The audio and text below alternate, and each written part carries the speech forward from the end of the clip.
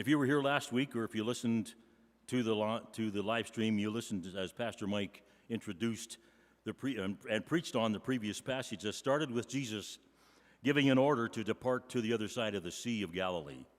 And today I get to tag on the following verses that they don't conclude the story, because these guys are only going, they're not all the way there yet. They're not going to they haven't gotten to the other side, which is to the side of the country of the Gadarenes.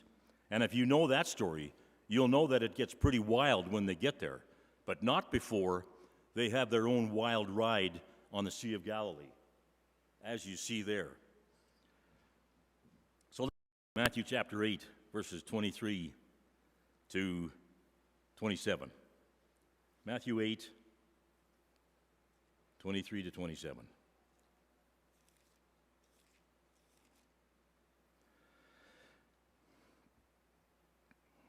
When he got into the boat, his disciples followed him, and behold, there arose a great storm on the sea, so that the boat was being covered with the waves. But Jesus himself was asleep. And they came to him and woke him, saying, "Save us, Lord, we are perishing." He said to them, "Why are you afraid, you men of little faith?" Then he got up and rebuked the winds and the sea, and it became perfectly calm. The men were amazed and said, "What kind of man is this, that even the wind and the sea obey him?" Now it would appear here that Jesus is done talking, and it's time to get into the boat and get away from the people. It appears that he and his disciples have been standing on the shore, and maybe they even have their feet in the water. But now Jesus says, "Enough said, it's time to go, so get into the boat." And his disciples, however many there were, not necessarily the exact number that you see on the screen, they follow him, and everything is great until the storm hits. And verse 24 says, "And behold." Now that word behold should alert us to something like, wow, look at this. "Behold, there arose a great storm on the sea, so that the boat was being covered with the waves." All of a sudden, these guys are in big trouble. In short order, I expect they're soaking wet, and I expect bailing water as hard as they can to keep that boat afloat. But I've often wondered if they needed to bail water.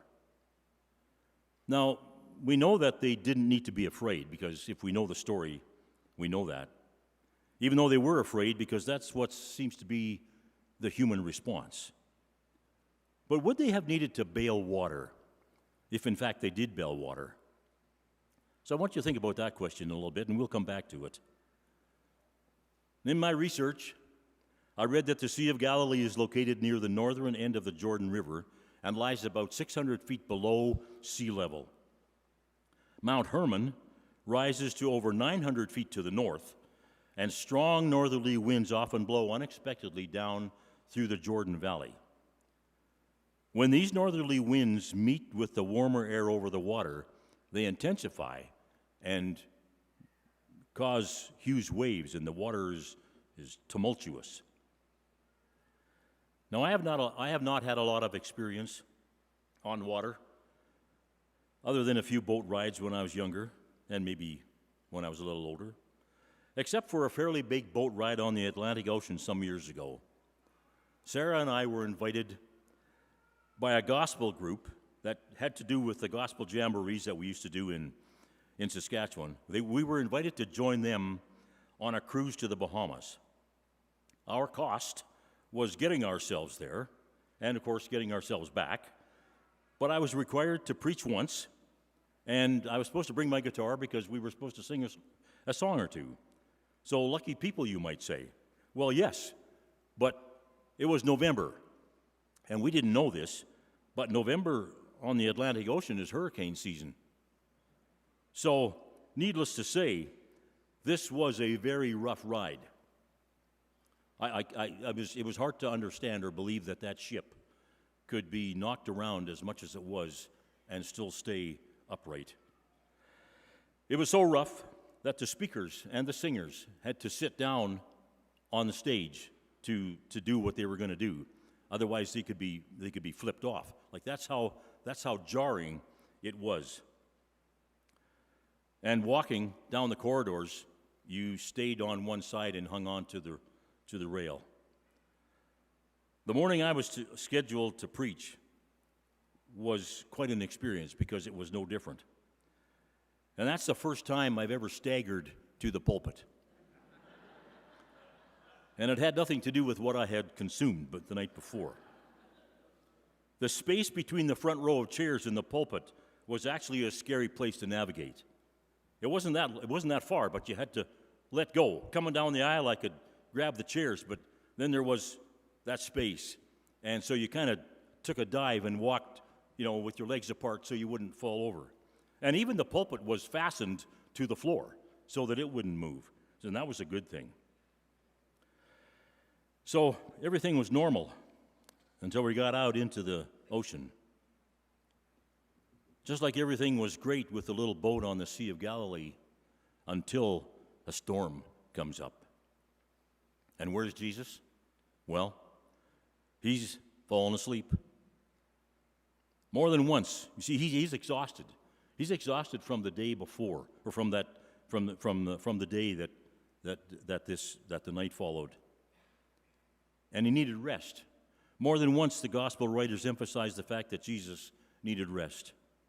Because he came to us in a physical body, he got tired just like you and I do. And here he is, in this raging storm, sleeping. Now, Mark writes that Jesus is sleeping on a cushion in the stern of the boat. Now, perhaps, I don't know a lot about boats, but if the stern of that boat had a covering on it, he would have been somewhat protected from the waves washing over him. Otherwise, his clothes, and his cushion would have been just as wet as the others were. Now, we don't know how far along they were to the other side when, as verse 25 says, they came to him and woke him up, saying, "Lord, save us. We are perishing." They're panicking. They're having a bad day right now.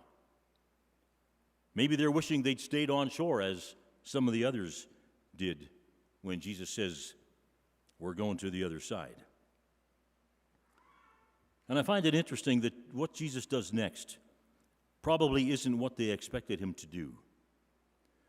You see, he takes the time, even though it's not very long, he takes the time to have a discussion with them about their faith or the lack of it. Can you imagine what they're thinking? Come on, Jesus, do something. Like, let's get on with this. We're gonna die. So I don't think it's because they didn't have any faith. They had enough faith to call on him and trust in him to do miracle. So they had a little bit. But apparently none of them remembered the words that he spoke before they left. Remember that? He gave orders to depart to the other side of the sea. That's back in verse 18. It's even more clear in Mark's gospel, where he writes that Jesus said, "Let us go over to the other side." And Luke writes the same words as those. You see, Jesus said they're going to the other side. And that's that. So where are they going? Help me out. Where are they going? They're going to the other side. Say it again. They're going to the other side. Now, I remember a particular experience with my dad when I was a kid, maybe around 8 years old. It was springtime, and as often happened, the water was already flowing over the ice on the river that ran through our farm, through the pasture. And the summer before, we had left a supply of hay bales stacked on a hayfield on the other side of the river. And when it was needed, we'd go and get it. We'd go haul it home. And this was one of those times. So with the hay trailer hitched to the tractor, we headed toward the river with my dad driving the tractor and me on the trailer, just because it was kind of fun to ride there. Now, my dad obviously was confident enough that the ice was still thick enough to drive over.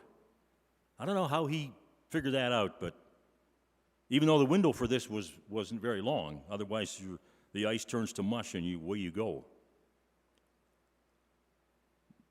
But as he began driving through the water, I panicked and jumped off the back of the trailer.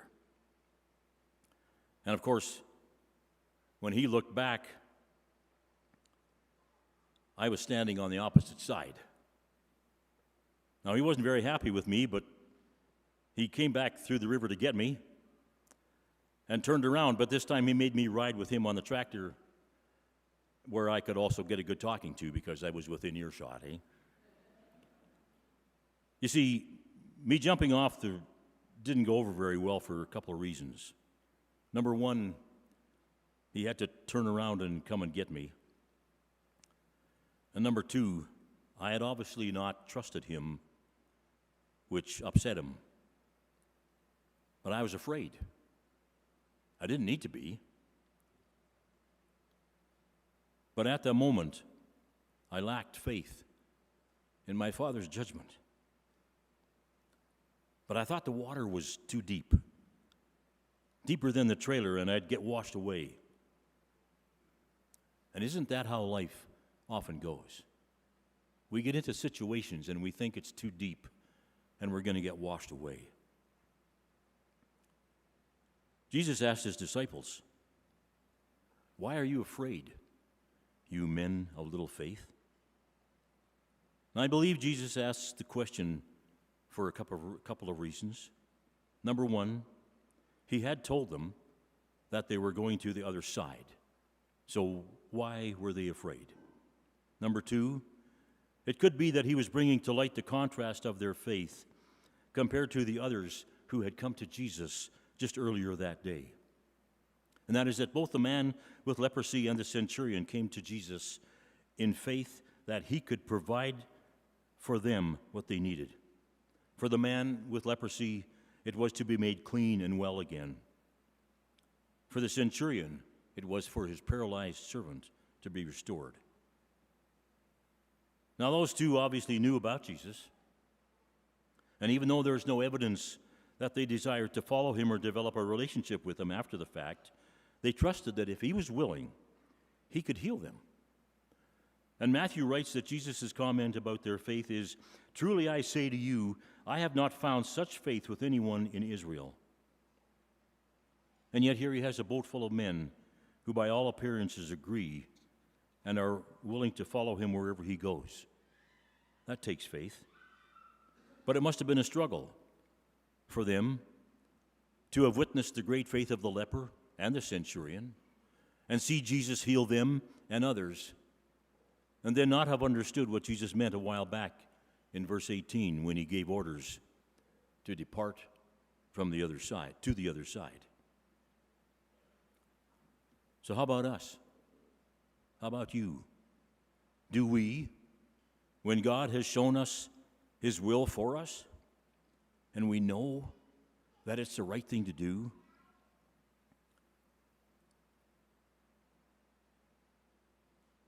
not to do it? We may even know that we have been specifically called beyond the shadow of a doubt, but we hold back in fear and a lack of faith because we don't know how it's going to turn out, and that he will provide the way and the means. Well, you know what, folks? To that I say, welcome to life, because that's often how we are. You see, Jesus knew the storm was coming. It was the way he created nature, the mountains and the wind and the water. That's what happens. But he let his disciples go through it so that he could encourage them to listen to what he told them and what he tells them, and to trust him even though a storm was going to rock their boat, literally, and to understand his authority over everything. And yes, I believe that they still needed to bail water out of the boat as it came in, because God still expects us to do our part as we move forward with him. It's our lack of faith and our fear of the unknown he challenges us with. even though he also knows our weaknesses, and he is willing to help us when we call him. Jesus said, "Get in the boat. We're going to the other side." And that's what is going to happen. And so his disciples got into the boat with him, but the storm came up, and they became fearful. And suddenly their faith was taken over by the size of the storm. These men were with the one who created the universe and all the elements of it. They had witnessed him healing people of all kinds of diseases and demonic oppression. They'd seen and felt his own love on them and on others, and the compassion in everything he did. But when the storm came up, their faith got pretty small. And these men aren't alone in their experience, are they? As a wise man once asked, are there any human beings, even those who have seemingly trusted God with everything, who have not feared when the unknown comes upon them? We find answers to that question in the Scriptures. And this is encouraging for us, and yet it seems to be a fact of life that we wish was different. In Psalm chapter 10, verse 1, we read the psalmist saying, "Why do you stand afar off, O Lord? Why do you hide yourself in times of trouble?" Or in Psalm 44, 22 and 23, "But for your sake we are killed all day long. We are considered as sheep to be slaughtered. Arouse yourself. Why do you sleep, O Lord?"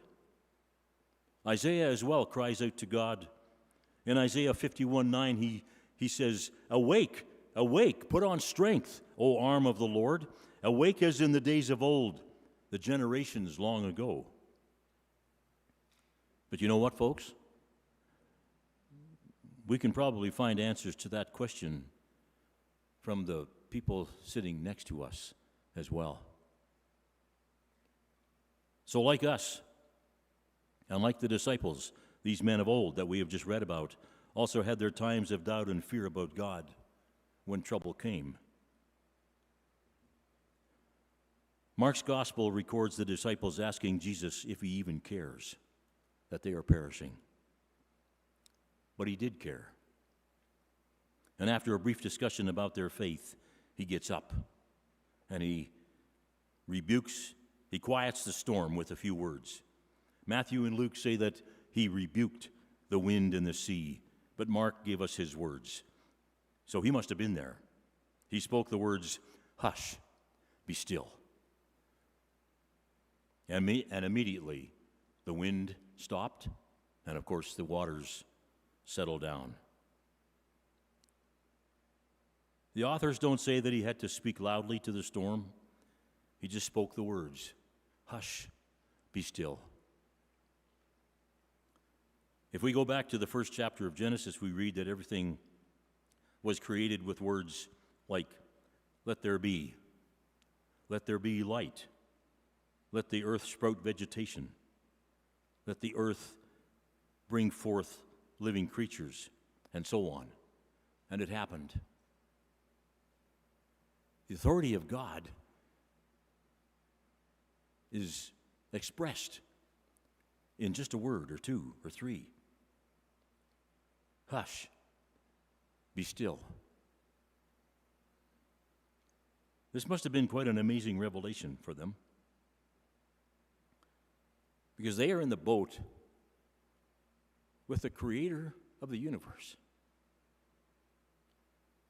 See, Paul wrote in Colossians 1:15 and 16 that Jesus is the image of the invisible God, and that all things were created by him, both in heaven and on earth, and in him all things hold together.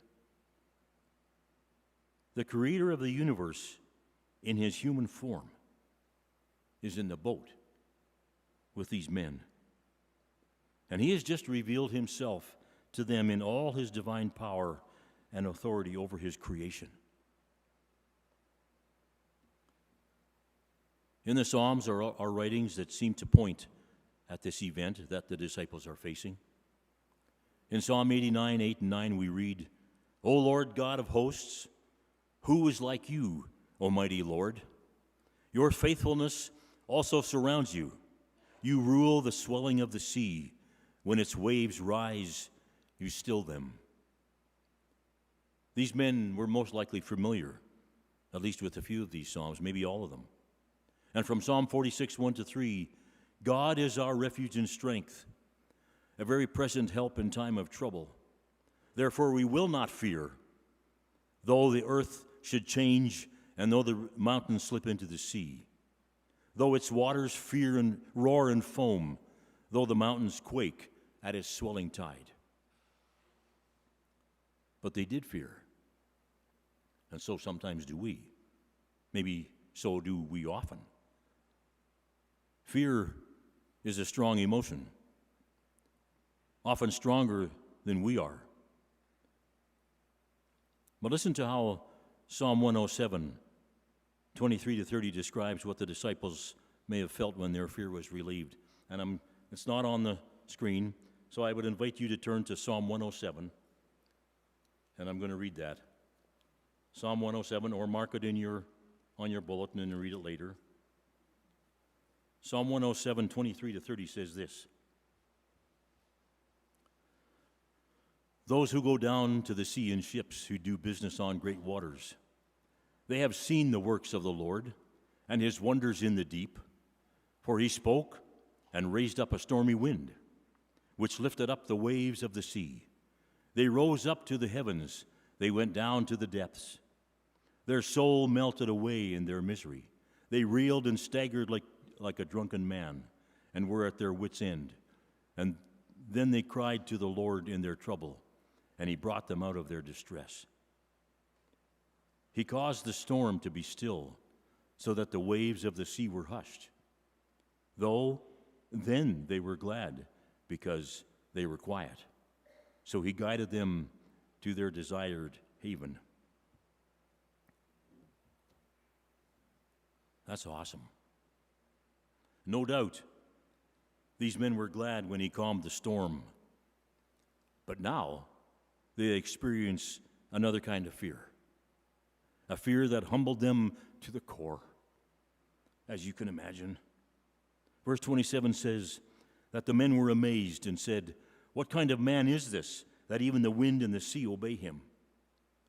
Mark writes in chapter 4:41, they became very much afraid and said to one another, "Who then is this, that even the wind and the sea obey him?" They were going to the other side, whether they believed it or not at the time, because that's what Jesus had said they were going to do. But the fear that came over them as he spoke to the storm and listened to him, and it listened to him, was a fear produced by awe and wonder of the one beyond what the finite mind can comprehend, without faith, that is. And even with faith, we do not totally comprehend that, because our minds are not finite. And I can only imagine their minds struggling to process right there who Jesus really was and how much more he was capable of. They're going to witness his power again in a different way when he raises Lazarus from the dead. But right then, they may have felt like Job did after he humbled himself before Almighty God. In Job chapter 42, verses 5 and 6, we read, "I have heard of you," Job said, "by the hearing of the ear, but now my eye sees you. Therefore I retract and I repent in dust and ashes." Or perhaps in Isaiah, after he saw the glory of the Lord in the temple, "Woe is me," he said, "for I am ruined, because I am a man of unclean lips, and I live among a people of unclean lips, for my eyes have seen the King." Or after Daniel had an encounter with the Lord, he said, "No strength was left in me, for my natural color turned to a deathly pallor, and I retained no strength. But I heard the sound of his words, and as soon as I heard the sound of his words, I fell into a deep sleep on my face, with my face to the ground.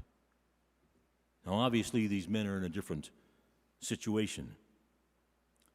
Here, these soaking wet sailors' hearts were silenced with awe and wonder as they realized that they were in the boat with the creator of the universe, the one who had the power and authority over everything, the one about who the writer of Hebrews wrote is the radiance of God's glory and the exact representation of God's nature, and upholds all things by the word of his power. This was not an issue for Jesus. He just spoke it. And this is who was in their boat.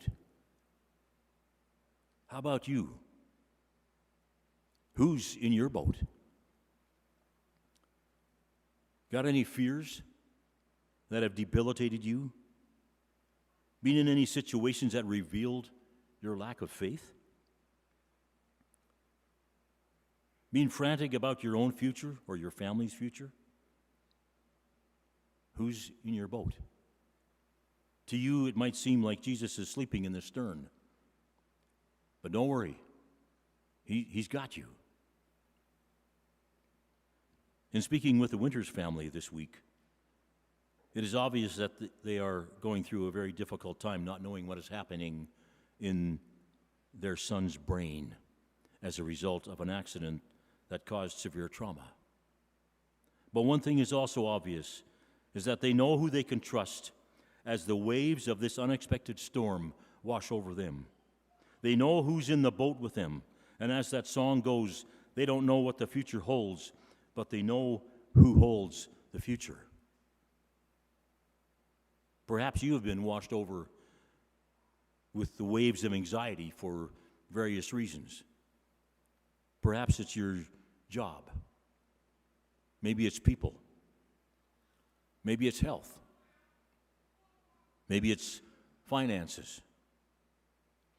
Maybe it's a marital issue or other circumstances beyond your control.